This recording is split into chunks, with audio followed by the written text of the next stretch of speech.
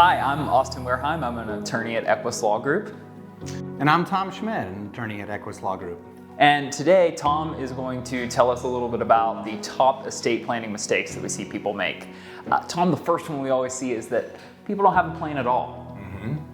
That is a big mistake because state law defines who your closest living relatives are, and oftentimes that's not who you want to have inherit your assets when you pass away.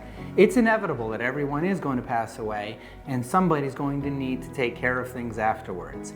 And without a plan, that's a long and complicated process that especially involves probate court. So that's the biggest mistake that I see, is those who don't have a plan at all. So now that you just scared everyone who doesn't have a plan, I imagine there's a bunch of people that are going to want to run out and get one.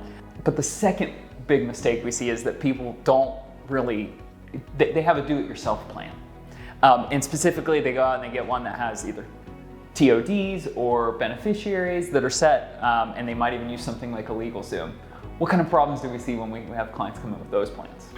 One of the biggest problems about if you're trying to do it yourself with just transfer on death or beneficiaries, people will say, I've got everything set up. Well, that's not a set it and forget it plan. That requires a lot of maintenance. You've got to constantly update and make sure that those beneficiaries match with who you still want to inherit things.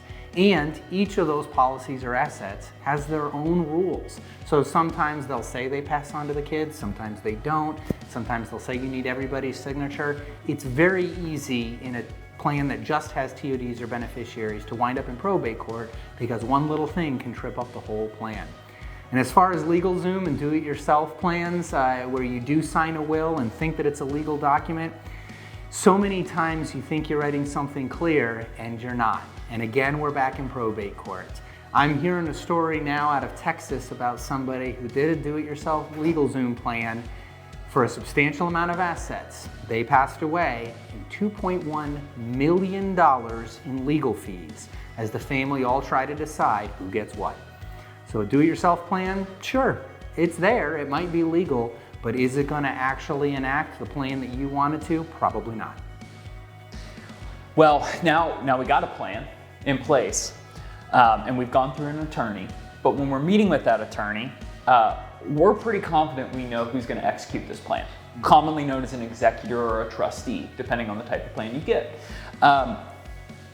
What would be the problem if you named one person who's, say, 20 years old, you're really confident they're going to outlive you, and you don't name anyone else? A lot of times when people are doing plans, we're in the mindset again of a set it and forget it plan. And so they'll think, oh, yep, my brother or sister would be a great executor or trustee. Well, 30 to 40 years down the road, chances are that brother or sister, especially if they're an older one, is not going to be capable of handling that. If you haven't named a backup, then you're in a situation where we're going to wind up back in probate court to determine who that backup is for you. So it's important to always be thinking about who's there and who's going to be that backup in case something happens, because life happens all the way through. And our idea is to create a plan that lasts and fits with you as your life changes. And on that front, times have changed in the world of estate planning. One of the things we commonly see is people either not updating their estate plans to reflect the changing in times, or electing into something that doesn't really fit their life circumstances. What I'm beating around the bush here is on trust. So why don't you tell us a little bit about trusts? Yeah, over the past 10 to 15 years, trusts have really replaced wills as the main estate planning document. A lot of that has to do with some changes in the tax laws that didn't make a lot of press, particularly because they were ongoing and continuing in changes. But in reality, from our experience on this side of the table, trusts really are the way to make a main estate planning document. They talk about a lot of flexibility. They provide a lot of flexibility to families so that your heirs can sit down and hit a giant pause button, and they can look at the facts and circumstances when that death happens and say, wait a minute, what do we have and what's the best way to make this divide evenly or work out the way we want it to? A lot of times, especially if you're on just a TOD or beneficiary plan, those heirs have to take the assets in exactly the way that that policy is going to prescribe, and that can require some bad tax consequences. If you're using a trust, it allows that family to sit down, talk, and say, wait a minute, hang on, if I move it over here or split it this way or do that, we can avoid a lot of taxes and come out with something that's really beneficial for everyone.